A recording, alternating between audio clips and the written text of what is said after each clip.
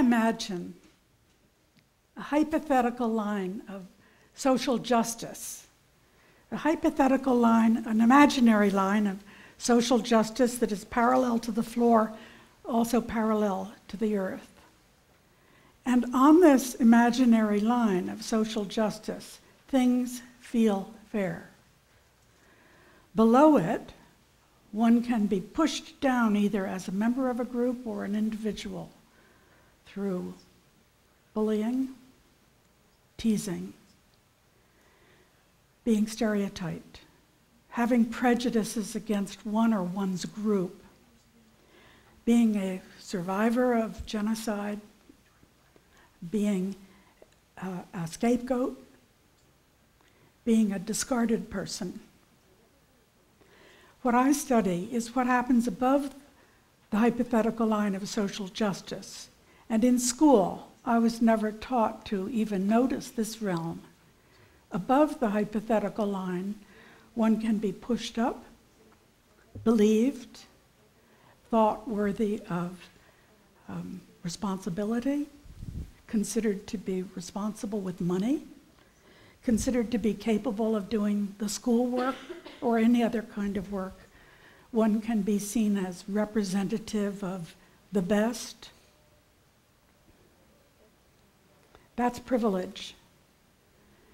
Above the hypothetical line of justice, one has more than one deserved because of circumstances of birth and other people's positive projections onto one. And below it is disadvantage.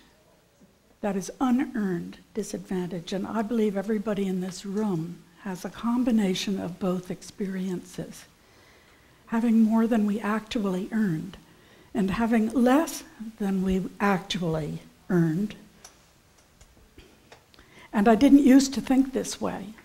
I was raised, as many of you have been, on the myth of meritocracy, which is the unit of society is the individual, and whatever the individual ends up with at death is what that individual worked for and earned and deserved and wanted. Well, it isn't true. These privilege systems which locate us above and below the hypothetical line of social justice were invented, and we were born into them. And we all know both sides, and that's a reason for compassion about the sadness of having been born into systems that gave us such, and here I quote the poet Adrienne Rich, such different politics of location. I came to notice privilege because I noticed male privilege, and then I noticed in parallel fashion white privilege, and both of these things were very distressing. I hated learning about privileged systems, but I found I had to explain my life. 3 years in a row, men and women, in a seminar I was leading at Wellesley College, Wellesley Centers for Women, got into a bad relation with each other in the spring of each year. We had monthly seminars. They were great. The men and the women were all professors from different colleges in New York, New Jersey, Connecticut, and New England. And we were talking about quite a difficult subject, but fascinating, how to bring materials on women into all the liberal arts curriculum in every field. So, how to bring women's history into political science, economics, sociology, psychology, literature, music, art, PT, all of the technical fields as well. And the men were our allies. They were very brave. They'd taken a fair amount of flack on their campuses for coming to a women's college to talk about women's studies and bringing it to the main curriculum, not keeping it isolated. These were great men, and very nice men. And yet, 3 years running with different groups of men, there was a falling out that I realized as I looked through my notes took this form. As a natural occurrence in the spring, toward the spring of the year, in these monthly seminars, once we all trusted each other pretty well, the women would just raise this question, can't we do some of this teaching about women in the introductory courses that the students take first year in college, the freshman courses? And the men, to a person, every year, said, oh, we're sorry, this is a great seminar, we love doing this work, but you can't put anything on women into the freshman courses. I was a prodigious note taker, and I found in my notes, one man had said, when you're trying to lay the foundation blocks for knowledge in those introductory courses, you can't put in soft stuff. Well, thanks a lot. And I remember my first thought was, he doesn't understand labor pains. But also, let me ask you, exactly who here has a truly soft mother? And in that comment, he was including women in general. But he was a very nice man. I had a comment written down from another year when the women also asked, how can we get this material into the first year courses? And a very, very nice man said, in an explanatory way, see, that first year, the students are trying to figure out what will be their major. That's their discipline. And if you want students to think in a disciplined way, you can't put in extras. Now, every one of these very nice men is born of a woman. And she has become extra in his head. Together with, lots of them were married to women, his wife, his daughter, his sisters and his cousins and his aunts. They've all become extra. And I'm wondering, how have they become extra? And this is such a nice man. And then I was rescued from my dilemma, which was I had to choose. I had to choose whether these are nice men, and I knew they were, and brave, or whether they were oppressive. And I was experiencing them as oppressive. And in the dilemma of thinking I had to choose, I was rescued by remembering that back in 1980, black women in the Boston area had written a number of essays to the effect that white women are oppressive to work with. Not just some white women were oppressive to work with. And I thought, oh dear. Now I remember how I responded to those essays. My first response, the oh dear response, was, I don't see how they can say that about us. I think we're nice. And my second response, which is mortifying to admit, but this is how racist I was in 1980, I thought, I especially think we're nice if we work with them. You can hear the white superiority there. And as I recalled my responses to reading those essays, by now it was 6 years later, I thought, oh, I hope my attitudes didn't show. I hope I was so nice I covered them over. But after struggling with that for a couple of years, I said, yes, I was oppressive to work with, and my niceness didn't cover my basic racial superiority assumption. And then I thought, maybe niceness has nothing to do with it, and that's what I believe today. Niceness has nothing at all to do with this whole matter of being oppressive to others. I found that, now I went back to the men. These are nice men, but they were very good students of what they were taught and what I was taught also, which is men have knowledge, men make more knowledge, men publish knowledge, men profess knowledge as professors. Men run all the major research universities, and men run all the university presses, and they have taken in, as I had too, the idea that knowledge is male and men are knowers. And then I realized why my husband has trouble asking for directions when we're lost.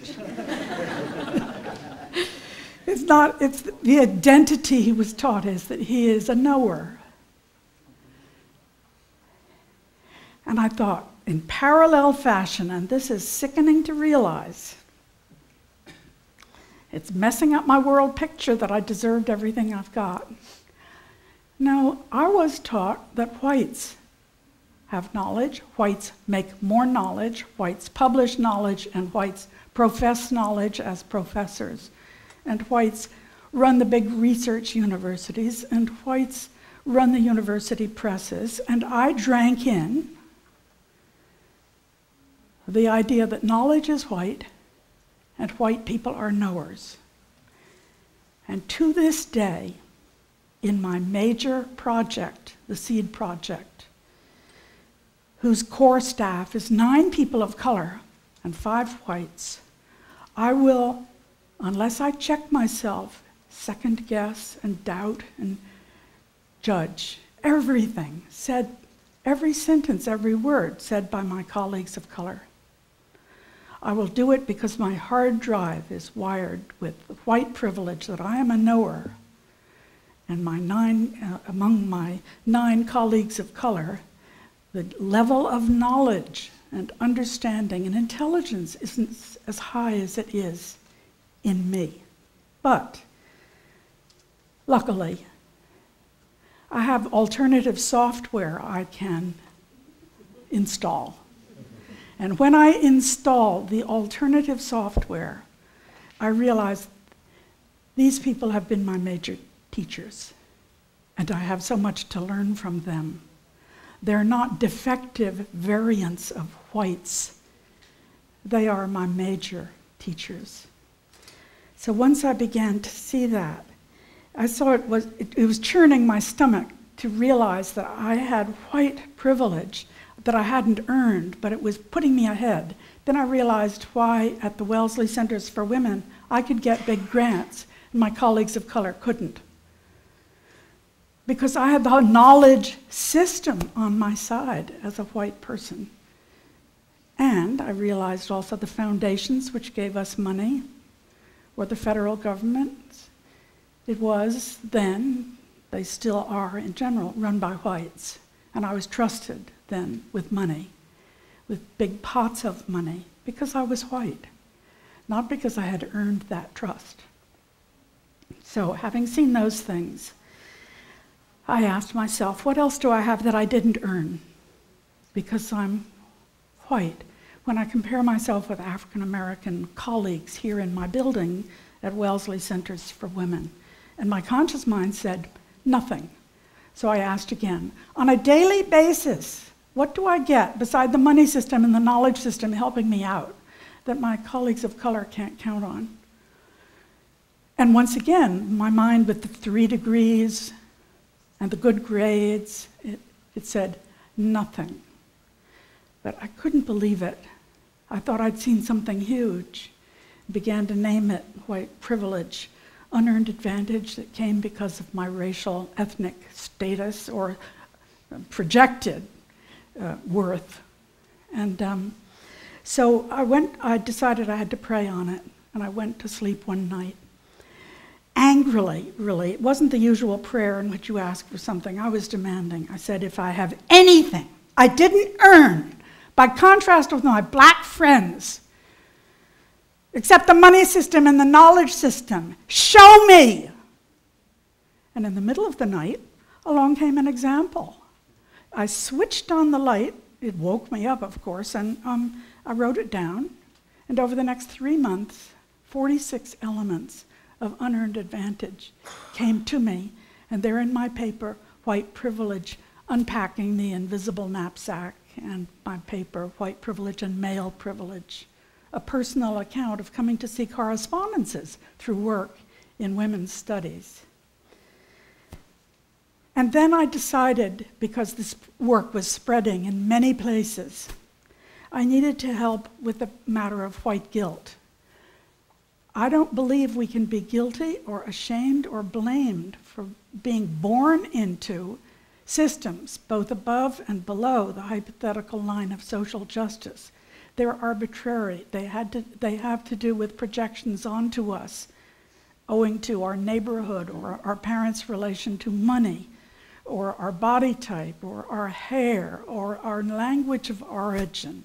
They have to do with our region of the country, these projections that are put onto us, and the rewards or punishments relate to our sex, to our gender, to our sexual orientation, to our race, to our ethnicity, to our parents' reputation, to stereotypes people may have about the kinds of group we were born into. I don't think blame, shame, or guilt are relevant to the arbitrariness of our placement in privileged systems. But I decided, beside the metaphor I originally used of the white privilege as an invisible knapsack I can't see or feel on my back, but it's filled with assets that I can count on cashing in each day. Beside that, and the assets include the equivalent of freeze-dried food, emergency blanket, flashlight, maps, code books, guidebooks, letters of introduction even, maybe blank checks. But beside that, I decided to put a second metaphor. And that's the metaphor of white privilege as a bank account that I was given. I didn't ask for it, and I can't be blamed for it. But I can decide to put it in the service of weakening the system of white privilege.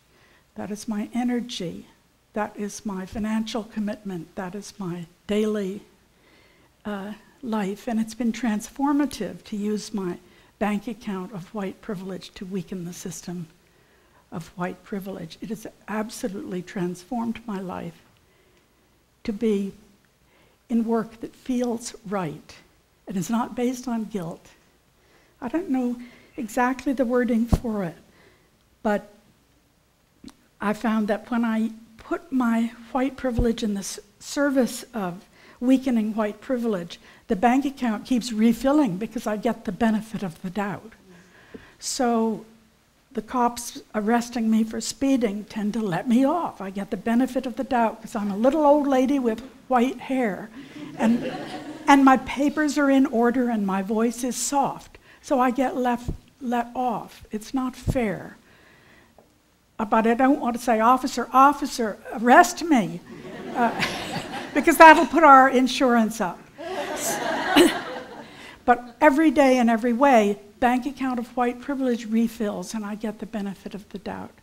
It has been transformative to use the power I did not know, I was never taught that I had, in the service of kinder, fairer, and more compassionate life for everyone. Thank you.